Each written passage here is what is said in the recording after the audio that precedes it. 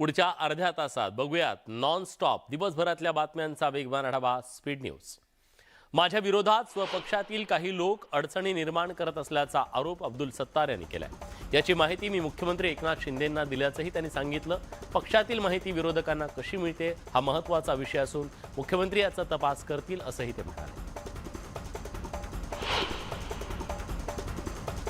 IPL सारखी लिलावात विकली गेलेली माणसं यांच्यावर काय बोलणार अशा शब्दात अरविंद सावंत यांनी अब्दुल सत्तार यांच्यावर टीका केली। पुणे जिल्ह्यातल्या कोरेगाव भीमामध्ये 205व्या शौर्य दिनाच्या निमित्तानं भीमसागर उसळलेला पाहायला मिळाला। लाखो भीमसैनिकांनी विजयस्तंभाला मानवंदना दिली। मात्र सरकारमधील एकही मंत्री अथवा प्रतिनिधी उपस्थित न राहिल्यानं पेशवाईचा वसा आणि वारसा चालवणारे लोक या सरकारमध्ये आहेत अशी टीका सुषमा अंधारेंनी केली। राष्ट्रवादी काँग्रेसचे अध्यक्ष शरद पवार यांनी इंदापूर तालुक्यातल्या कळस इथल्या मधुकर खर्चे यांच्या ऊसाची पाहणी केली। खर्चे यांनी आपल्या शेतात ऊस पिकाचं सर्वाधिक उत्पादन घेतलं। मात्र यावेळी शरद पवार यांनी खर्चे यांना एक सल्लाही दिला।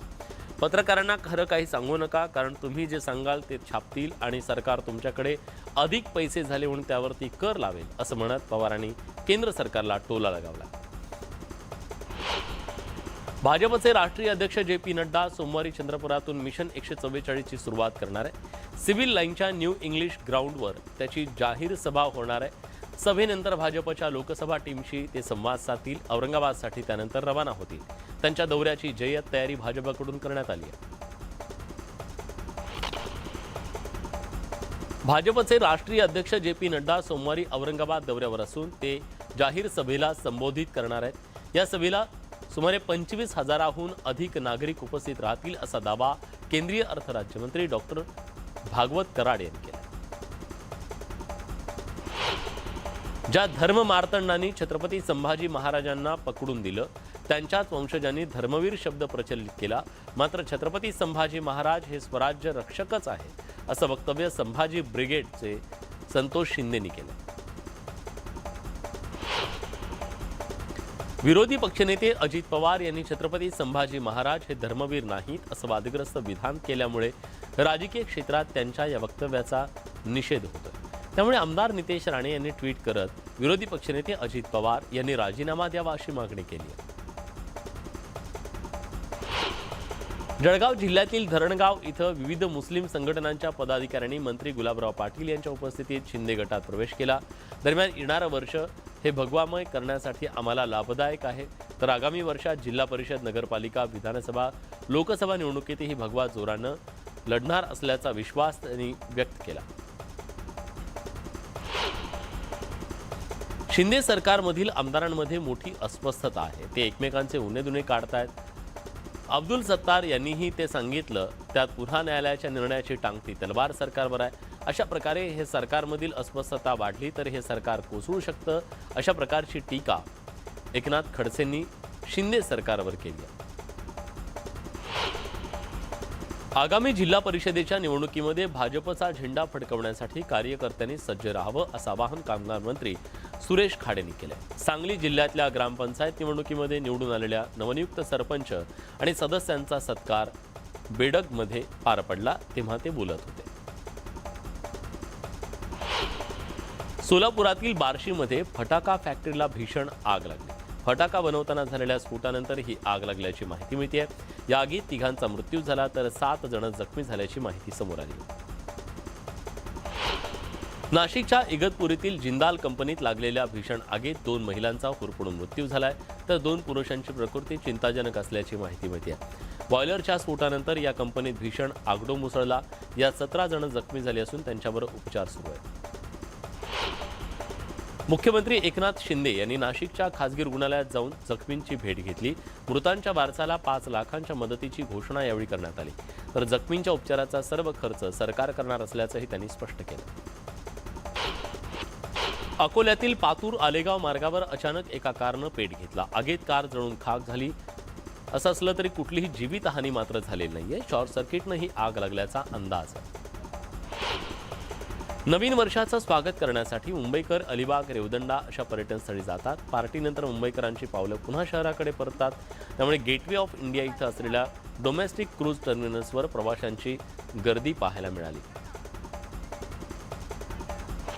बृहन्मुंबई महानगरपालिकेच्या भायखळा इथल्या वीरमाता जिजाबाई भोसले प्राणी संग्रहालयाला नवीन वर्षाच्या पहिल्या दिवशी तब्बल 32,820 इतक्या पर्यटकांनी भेट दिली. या विक्रमी संख्येमुळे यापूर्वीचा एका दिवसाचा पर्यटक भेटीचा विक्रम मोडून प्राणी संग्रहालयानं नवीन विक्रम प्रस्थापित केला.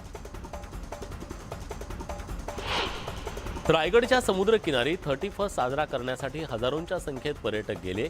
नववर्षाच्या स्वागतानंतर पर्यटकांना परतीच्या प्रवासासाठी गाड्या उपलब्ध नसल्यानं पर्यटकांचे हाल होत आहेत. यात एसटी स्टँडवर बस मिळत नाहीयेत, त्यामुळे खासगी बसवाले पर्यटकांची लूट करत आहेत. पुणे सोलापूर महामार्गावरील पाटस टोल नाक्यावर फास्टॅग रीड करण्यासाठी चक्क स्कॅनर मशीन एका लाकडाला लावून तो स्कॅनर वाहनांजवळ नेऊन जास्त स्कॅन केलं जाते. त्यामुळे टोल नाक्यावर प्रवाशांचा वेळ वाया जातोय. प्रवाशांना टोल नाक्यावर वेळ लागू नये म्हणून केंद्र सरकारनं फास्टॅग सुविधा उपलब्ध केली, मात्र त्याचा उपयोग टोल नाक्यावर केला जात नाहीये, ही बाब समोर येते. शिर्डीमधील साईबाबा मंदिरात देशविदेशातील भाविकांची प्रचंड गर्दी झाली आहे. त्यामुळे राज्यातील अनेक भाविकांनी मावळमधील प्रतिशिर्डी असलेल्या साई मंदिरात बाबांचं दर्शन घेतलं. साई भक्तांच्या गर्दीनं सोमाटणे फाटा ते शिरगावपर्यंत 3 ते 4 किलोमीटर वाहनांच्या रांगा दिसल्या. कार्ला इथल्या एकविरा देवीच्या दर्शनासाठी भाविकांनी मोठी गर्दी केली. त्यामुळे गावातील अंतर्गत रस्त्यावर मोठ्या प्रमाणात वाहतूक कोंडी झाल्यानं वाहनाच्या लांबच लांब रांगा लागल्या. नववर्षाच्या पहिल्या दिवशी शिर्डीच्या साईबाबांना सुवर्ण मुकुट दान करण्यात आला. बंगळुरूतल्या साई भक्त राजा दत्ता आणि शिवानी दत्ता या दाम्पत्यानं 928 ग्रॅम वजनाचा 46 लाखांचा सुवर्ण मुकुट साईंच्या चरणी अर्पण केला. या मुकुटावर अमेरिकन डायमंड असून ओमची अक्षरं सुद्धा रेखाटण्यात आली. सांगली जिल्हा बँकेतले संपूर्ण व्यवहार नियमाप्रमाणे केले आहेत. यापूर्वी ईडी, आयकर विभाग आणि नाबार्डकडून चौकशी झाली. त्या चौकशीमध्ये काही निष्पन्न झालेलं नाहीये. आता पुन्हा राजकीय हेतून चौकशीचे आदेश देण्यात आलेत, असं बँकेचे माजी अध्यक्ष आणि संचालक दिलीप पाटील यांनी व्यक्त केलं. अमरावतीच्या मेळघाटातल्या धारणी तालुक्यातल्या नागरिकांनी धारणीचा मध्य प्रदेशामध्ये समावेश करावा अशी मागणी राष्ट्रपतींकडे पत्राद्वारे केली. धारणी तालुक्यात MIDC नाही, 100 गावांमध्ये अजूनही रस्ते नाही, 24 गावांमध्ये वीज नाही. नागरिकांचा व्यापाराचा संबंध मध्य प्रदेशात येत असल्यानं ही मागणी करण्यात येते.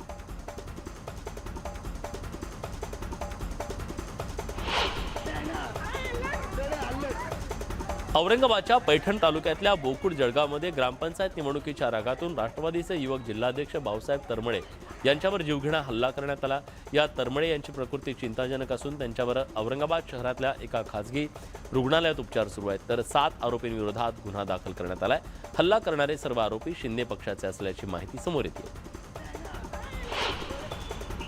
पंढरपूर तालुक्यातल्या कासेगाव इथं चक्क मुलानं आपल्या जन्मदात्या पित्याला पेटवून मारून टाकलं असल्याची धक्कादायक घटना घडली आहे. प्रेमासाठी चक्क मुलानं आपल्या बापालाच संपवलंय. याबाबत पंढरपूर तालुका पोलीस अधिक तपास करत आहेत. कल्याणमधील नांदिवली इथल्या इलेक्ट्रॉनिक दुकानातील दिवसा ढवळ्या केलेली चोरी चोरट्यांच्या अंगलट आली आहे, महागात पडली आहे. दुकानात CCTV असल्यानं 25 ठिकाणी चोरी केलेल्या या सराईत चोराला पोलिसांकडून अटक करण्यात आली. बँक ऑफ बडोदाच्या बोईसर शाखेमध्ये स्टोअर रूममधील एक्झॉस्ट फॅनच्या बोगद्यातून प्रवेश करत बँकेवर दरोडा टाकणाऱ्या दोघांना पालघर पोलिसांनी अटक केली आहे. त्यांच्याकडून 1,80,000ची रोकड जप्त करण्यात आली.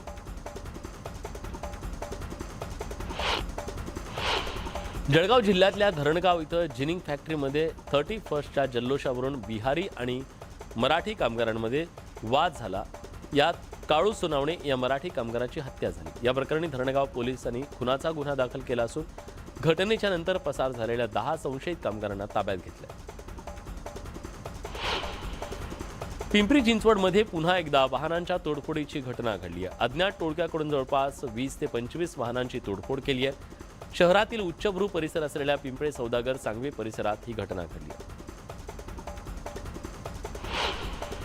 पनवेलच्या आजिवली गावात एक कार थेट दुकानामध्ये शिरल्यानं अपघात झाला. या अपघातात दुकानातील एका व्यक्तीच्या पायाला गंभीर दुखापत झाली आहे, तर कार चालक सुद्धा गंभीर जखमी झाला. मालेगावात हातात पिस्तूल, तलवारी, कोयते घेऊन दहशत माजवणाऱ्या 3 गुंडांना पोलिसांनी जेरबंद केले. त्यांच्याकडची हत्यारं जप्त केली आहेत. मालेगावातील पवारवाडी पोलिसांनी ही कारवाई केली आहे, तर आणखी 3 आरोपी अजून फरार आहेत. औरंगाबादेत राष्ट्रवादी युवक काँग्रेसचे जिल्हाध्यक्ष भाऊ तरमणे यांच्यावर जीवघेणा हल्ला झाला. ग्रामपंचायत निवडणुकीच्या रागातून आरोपींनी चाकू हल्ला केल्याची माहिती समोर आली. नवीन वर्षाच्या पहिल्याच दिवशी क्षुल्लक वादातून मोठ्या भावानं लहान भावाची हत्या केल्याची घटना परभणीच्या मराठवाडा प्लॉट परिसरात घडली आहे. या प्रकरणी पोलिसांनी आरोपीला ताब्यात घेतले. भंडाऱ्यातील लाखांदूर तालुक्यातल्या अंतरगाव खालसा शिवारात एका व्यक्तीनं गळफास घेत आत्महत्या केली आहे. या घटनेची माहिती मिळताच लाखांदूर पोलीस घटनास्थळी दाखल झाले. या व्यक्तीनं आत्महत्या करण्यामागचं कारण अजून कळू शकलेलं नाहीये. हिंगोलीतील अकोला रोड इथं शौर्य दिनाच्या निमित्तानं शहीदांना आदरांजली वाहण्यात आली. यावेळी महार रेजिमेंटच्या निवृत्त सैनिकांनी शौर्य स्तंभाला पुष्पचक्र अर्पण करत मानवंदना दिली.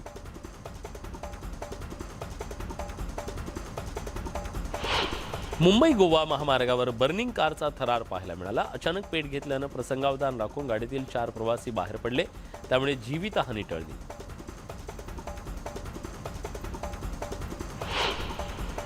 भरधाव ट्रकच्या धडकेत एक तरुण जागीच ठार झाल्याची घटना चाळीसगावमध्ये घडली. चाळीसगाव शहर पोलिसांनी याची पाहणी केली. दरम्यान ट्रक चालक घटनास्थळावरून पसार झाला.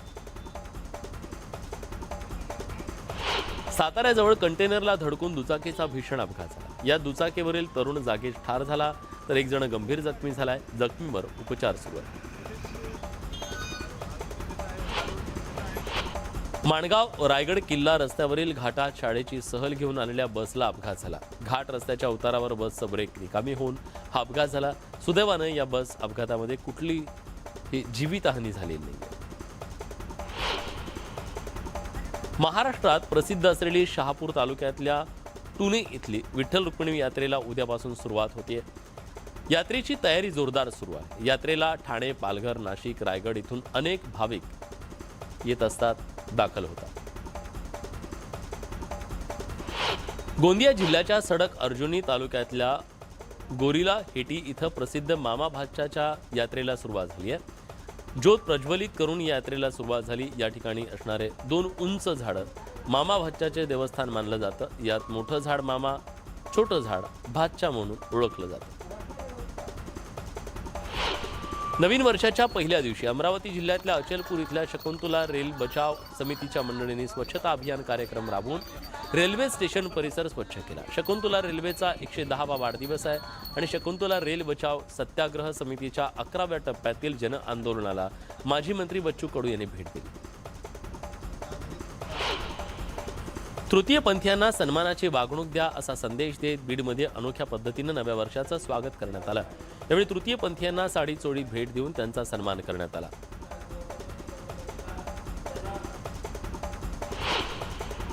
प्रमुख स्वामी महाराज शताब्दी महोत्सवाच्या निमित्तानं 10 देशातील 170हून अधिक बाल आणि तरुणांमध्ये भक्ती संगीत सादरीकरण करण्यात आलं. परमपूज्य प्रमुख स्वामी महाराजांच्या जीवन भावनाचं वर्णन करणारी सुमधुर अशी भक्तिगीतं ऐकून सर्व गुरुभक्तीत तल्लीन झाले.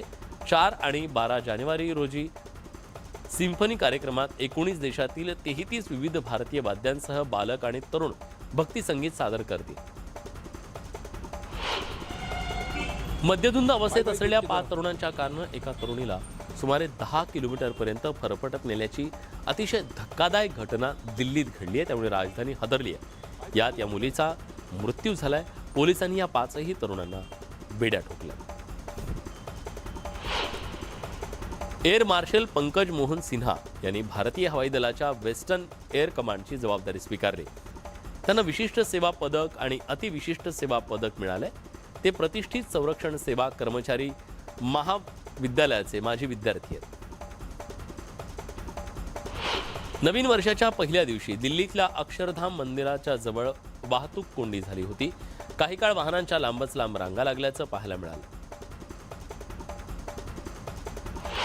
नवीन वर्षाच्या निमित्तानं काश्मीरमध्ये पर्यटकांचा ओघ सुरू आहे. जोरदार बर्फवृष्टीमुळे रस्त्याच्या दुतर्फा बर्फ साचला. त्यामुळे डोडामध्ये नागरी प्रशासनानं बर्फ साफ करणाऱ्या तुकड्या तैनात केल्या. जम्मू काश्मीरच्या उरी सेक्टरमध्ये नियंत्रण रेषेवर प्रचंड बर्फ साचलाय. कडाक्याच्या थंडीत भारतीय लष्कराचे जवान इथं गस्त घालतायत. फेसबुकचे सहसंस्थापक आणि मेटाचे सीईओ मार्क झुकरबर्ग यांनी नववर्षाच्या निमित्तानं त्यांची पत्नी प्रिसिला चॅनसोबतचा एक फोटो सोशल मीडियावर शेअर केला. 2023 हे वर्ष या जोडप्यासाठी अधिक खास आहे, कारण यावर्षी ते तिसऱ्या बाळाचं स्वागत करणार आहे. अफगाणिस्तानची राजधानी काबूलमध्ये लष्करी विमानतळाच्या बाहेर भीषण स्फोट झालाय. या स्फोटात अनेकांचा मृत्यू झाल्याची भीती व्यक्त केली जाते. 3 दिवसापूर्वी अफगाणिस्तानात झालेल्या स्फोटात 3 नागरिक ठार झाले. अमेरिका आणि ब्रिटन यांच्या बजेटमध्ये युक्रेनसाठी विशेष बजेट जाहीर करण्याची शक्यता आहे. पाश्चिमात्य माध्यमांनी दावा केलाय की बायडन आणि ऋषी सुनक बजेटच्या काही भाग झेलेन्स्की यांना नवीन वर्षाची भेट म्हणून देऊ शकतात. नवीन वर्षाच्या निमित्तानं पुतीन यांनी देशवासियांना संबोधित केलं. युक्रेन युद्धाबाबत त्यांनी पाश्चिमात्य देशांवर जोरदार निशाणा साधला. हे देश शांततेबाबत खोटं बोलत असल्याचा आरोप केला. युक्रेनचे राष्ट्राध्यक्ष झेलेन्स्की यांनी युक्रेनमधील नागरिकांना नववर्षाच्या शुभेच्छा दिल्या. जिंकेपर्यंत लढत राहू असं म्हणत झेलेन्स्कींनी नागरिकांना शुभेच्छा दिल्या. कीव रेल्वे स्थानकाच्या बाहेर नवीन वर्षानिमित्त कार्यक्रम आयोजित करण्यात आला होता. यावेळी लहान मुलांसह सर्वजण नवीन वर्षाचा उत्सव साजरा करताना दिसले. नवी दिल्लीत MPL 59च्या राष्ट्रीय वरिष्ठ बुद्धिबळ स्पर्धेत कौस्तव चॅटर्जी भारताचा 78वा ग्रँड मास्टर बनला. त्याच्यावर सर्वत्र कौतुकाचा वर्षाव होतो.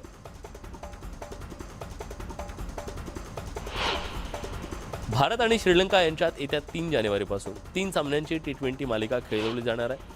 त्यानंतर तितक्या सामन्यांची एकदिवसीय मालिकाही खेळवली जाईल. या मालिकेसाठी श्रीलंकेचा संघ कोलंबोतून भारतासाठी रवाना झाला. श्रीलंका क्रिकेट बोर्डानं सोशल मीडियावर खेळाडूंचे काही फोटो शेअर केले. टीम इंडियाचा कर्णधार माजी कर्णधार MS धोनी सध्या दुबईमध्ये कुटुंबासोबत एन्जॉय करतोय. पत्नी साक्षीनं धोनी आणि मुलीचा व्हिडिओ सोशल मीडियावर शेअर केला, ज्यात माही त्याच्या मुलीसोबत नवीन वर्षाच्या सेलिब्रेशनमध्ये सहभागी झाला. आनंदी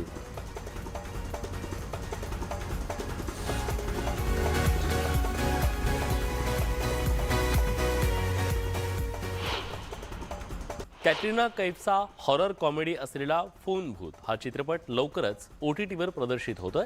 2 जानेवारीपासून हा चित्रपट घर बसल्या प्रेक्षकांना पाहता येणार आहे. करीनानं तिचा न्यू इयर पार्टीचा लुक इन्स्टावर शेअर केलाय. यात बॉटल ग्रीन गाऊनमध्ये ती ग्लॅमरस दिसतेय. प्रसिद्ध अभिनेत्री विद्या बालनचा आज 44वा वाढदिवस आहे. चाहत्यांनी तिच्यावर शुभेच्छांचा वर्षाव केलाय. विराट आणि अनुष्का या सुपर कपलनं नवीन वर्षाचं स्वागत दुबईत केलंय. नववर्षाच्या सेलिब्रेशनच्या डिनर डेटचे फोटो विराटनं सोशल मीडियावर शेअर केले. फोटोजमध्ये विरुष्का ब्लॅक अँड व्हाईट ड्रेसमध्ये दिसून येत आहे.